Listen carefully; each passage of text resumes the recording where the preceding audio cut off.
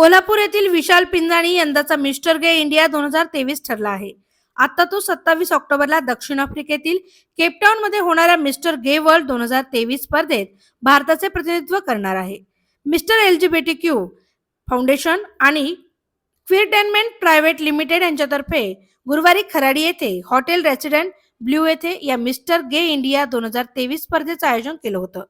केरळच्या अभिषेक जयदीप याने स्पर्धेचे उपविजेतेपद पटकावले. मिस्टर LGBTQ फाउंडेशनचे संस्थापक आणि mister gay world India 2020 Shyam Konnur, fashion stylist ND Barve, fashion choreographer Chaitanya Gokhale, तृतीयपंथी सामाजिक कार्यकर्त्या सोनाली दळवी, गुजरात येथील LGBTQ सामाजिक कार्यकर्ता prince Manvendra Singh Gohil, Ankita Mehra, stand up comedian Shweta Mantri यांनी स्पर्धेचं परीक्षण केलं.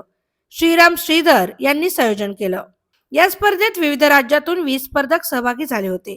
विविध फेऱ्या यशस्वी होत विशाल व अभिषेक अंतिम फेरीत दाखल झाले होते. दोघांनीही उत्तम सादरीकरण करत आपली सामाजिक जाणीव व समज दाखवत एकमेकांना चुरस दिली. विशालने हा किताब जिंकला. यासह विशालला मिस्टर गे महाराष्ट्र व अभिषेकाला मिस्टर गे केरळ हा किताब देऊन सन्मानित करण्यात आलं. मैं 2020 का विनर हूँ और मिस LGBTQ फाउंडेशन चलाता हूँ. मुझे लगा था कि जब मैंने जीता था मुझे लगा कि इसको सिर्फ मुंबई या कहीं बिग सिटी में क्यों करते हैं, इसको पुणे में भी लाना चाहिए और सबको एक्सेसिबल रहना चाहिए, सबको अफोर्डेबल होना चाहिए ऐसे पार्टिसिपेट करने के लिए. इसलिए मैंने मेहनत किया. कोई स्पॉन्सर नहीं मिला, आपको दिख रहा है, फिर भी मैंने सोचा ये करके ही रहेंगे और इधर से केप टाउन में एक कंटेस्टेंट को भेजेंगे इंडिया से, इंडिया को रिप्रेजेंट करने के लिए. और मुझे लगता है आज ये फुलफिल हुआ है. 27 को केप टाउन में मिस्टर गे वर्ल्ड होने वाला है. आज जो भी जीतेगा उसको केप टाउन में पार्टिसिपेट करना इमीडिएटली तैयार करना पड़ेगा.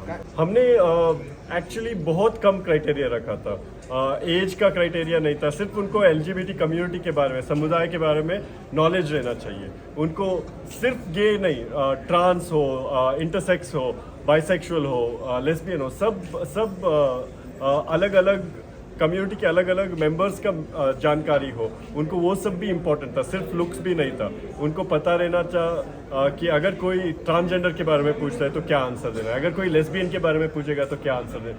ये सब क्राइटेरिया था. इन्फॉर्मेशन मेन इम्पोर्टेंट था और उसके साथ उनकी चाहत की कम्युनिटी को अगर ये कॉन्टेस्ट जीते आगे जाके कम्युनिटी के लिए क्या वेलफेयर करेंगे, क्या एडवोकेसी करेंगे, वो इम्पोर्टेंट क्राइटेरिया था. बहुत सारे टास्क दिए थे. एक सोशल मीडिया कैंपेन था जिसमें उनको हैशटैग ढूंढ के वो हैशटैग को प्रमोट करना था. उसके अलावा उनको फोटो वीडियो करके अपना कॉज प्रमोट करना था और क्या करेंगे विन होने के बाद वो करना था. उनको अलग अलग फोटो शूट्स कर, क्योंकि हम उनको पैजेंट में भेजे. में भी इधर हमने इजी रखा, बट अगर मिस्टर गे वर्ल्ड में जा रहे हो, केप टाउन में वर्ल्ड में रिप्रेजेंट कर रहे हैं, तो पैजेंट का इन्फॉर्मेशन भी जानकारी रहना चाहिए. इसलिए वो उस तरह के टास्क भी रखे थे. फोटो शूट्स था, स्विमवेयर राउंड था, फॉर्मल राउंड था, ट्रेडिशनल राउंड था. तो बहुत सारे टास्क थे. सुबह से हम लोग वो टास्क कर रहे हैं. ऑनलाइन भी किया था इनको फाइनलाइज करने के लिए.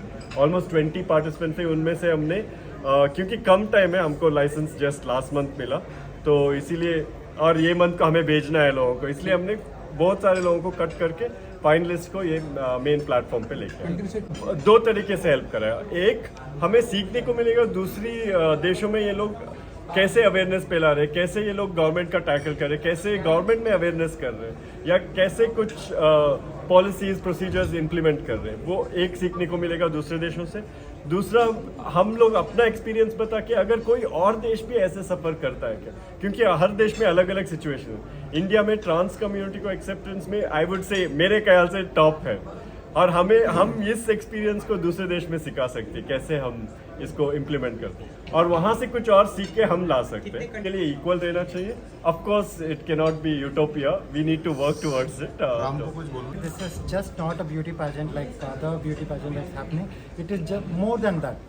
Like, it is not just only about body and looks, but it is also about how they're going to contribute back to the community if we give them title. तर mister gay world इंडियाचा आम्ही समारंभ केलेला आहे. तर इथे crowning होणार आहे. म्हणजे जो इथे विजेता असेल त्याला आम्ही इथून केपटाऊनला पाठवणार आणि केपटाऊनला पाठवल्यावरती तो भारताला प्रेझेंट करणार आहे. त्याच्यासाठी आपण इथे हे आयोजित केलेलं आहे. आणि इथे आम्हाला 20 कंटेस्टंट्स आले होते, 20 लोकं होती ज्यांनी सहभाग घेतलेला. त्यातून आम्ही आधी 4 शॉर्टलिस्ट केले आणि त्या 4मधून आम्ही परत अजून 2 जणच फक्त सिलेक्ट करून त्या 2पैकी आत्ता एकाचं क्राउनिंग इथे होणार. म्हणजे त्याला आपण बक्षीस देणार की तो मिस्टर गे वर्ल्ड इंडिया असणार आहे 2023 ह्या वर्षासाठी. की girl guy together and all. So I think initiative खूप चांगली आहे ही. कंटेस्टंट वाईज आम्ही बघतोय जजिंगसाठी क्रायटेरिया असा एवढाच आहे आमचं की गुड कॉन्फिडन्स, कारण का स्पेशली तुम्ही नंतर इंटरनॅशनल लेवलला तुम्ही जाणार आहात पुढे. यू नो रिप्रेझेंट आपली country for international level. So असं स्ट्रॉंग कंटेंडर पाहिजे की तुमचं इंडियाचं नाव इन द क्विअर कम्युनिटी किती पुढे जाऊ शकतं. तुमचं लुक कसंही असू दे, तुमचा ॲटिट्यूड पर्सनॅलिटी कशी असू देत, पण what you really feel from inside की as a queer person, as a socially closeted person जे आपण म्हणतो, ते तुम्ही पहिल्यांदा इंटरनॅशनल प्लॅटफॉर्मवर जाऊन रिप्रेझेंट करणारे. आणि मी एवढंच म्हणू शकतो की for me it's not only just India, पण ऑफकोर्स महाराष्ट्रातनं पण आहेत लोक, गर्व असतो जो आपला, पुण्यातले पण आहेत. आणि आमच्या वेळेस आम्ही आमच्या वेळेस म्हणतो म्हणजे 20-30 इयर्स अगो असे प्लॅटफॉर्म नव्हते आणि आज आहेत. So I think I am very happy. All the best all the contestants आणि स्पेशली मीडिया. तुम्ही जेवढं आम्हाला सपोर्ट करणार तेवढं आम्ही याच्या अजूनही पुढे जाणार. Criteria for selection for us is definitely going to be somebody who's representing the country, somebody who is strong enough to kind of represent the country and bring about a change. Somebody who is willing to take on a lot of this responsibility on an international level, because this is not a small game now. It is a very big game. If the winner definitely needs to be somebody at that level who brings home not just the title but also leads by example. So we're definitely looking for somebody like that.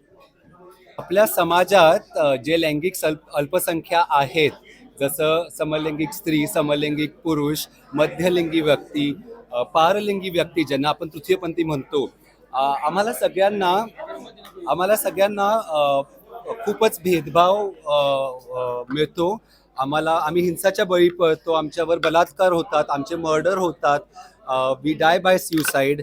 आणि ह्याच गोष्टींकडे लक्ष आकर्षित करण्याकरता जेणेकरून समाजातही आमच्या प्रॉब्लेम्सबद्दल जागरूकता व्हावी, या हेतूनं मी ह्या कॉम्पिटिशनमध्ये पार्ट घेतलं होतं, जेणेकरून जास्तीत जास्त लोकांपर्यंत जागरूकता व्हावी ह्या विषयाबद्दल.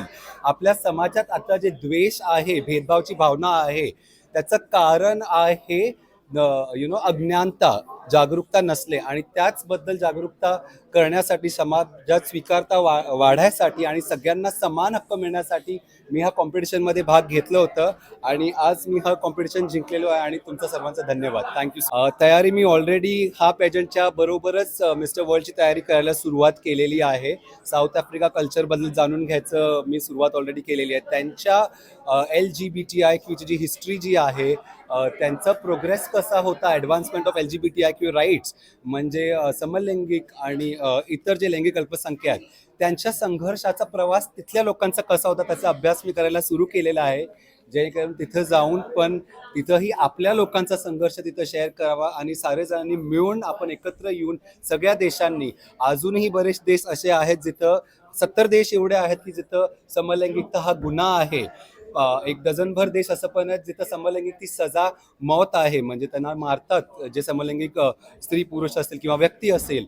तर सगळ्या देशांनी मिळून एकत्र येऊन प्रयत्न करायला पाहिजेत. आणि त्यासाठीच as a representative of India मी तयार आहे साऊथ आफ्रिकेला जायला, टू रिप्रेझेंट आवर कंट्री. आपल्या देशाची जी डायव्हर्सिटी आहे, भिन्नता आहे, आणि त्या भिन्नतामध्ये जी एकता आहे ती तिथं प्रस्तुत करण्यासाठी मी तयार आहे. आणि थँक्यू व्हेरी मच.